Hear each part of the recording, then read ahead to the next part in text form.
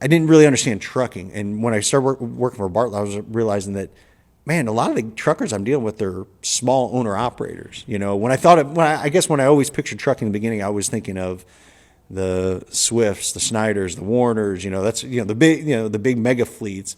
But when I was at Bartlett, I didn't deal with any of those trucks. And again, we were in agriculture, so I want to be dealing with dry vans and reefers and stuff. But I started realizing that most of the truckers that I dealt with were these small owner operators. And that's, again, where another reason where I am today. I started seeing that, man, these guys, these owner operators, they're the driver, the mechanic, the dispatcher. You can go through the whole list. They do everything in that business, involved in all of it. So that's where it planted a seed of like, hey, there may be more opportunities to just serve them more just on finding loads. Yeah. What was your actual role at Bartlett Grain?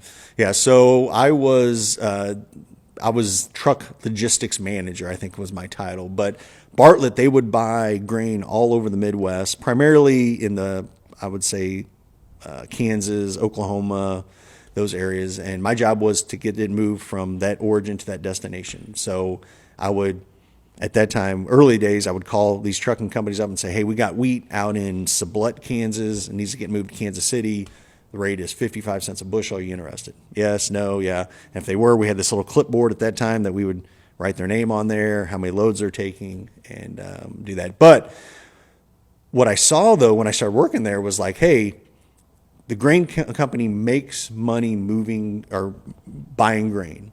The more grain that you buy, the more money that it makes. How do you get more grain moved? Well, you got to find more trucks. You got to find more grain, match all that up. So it was kind of interesting. When I first started there, I had a lot of these a lot of these grain traders. They were contacting me saying, hey, can we get this moved?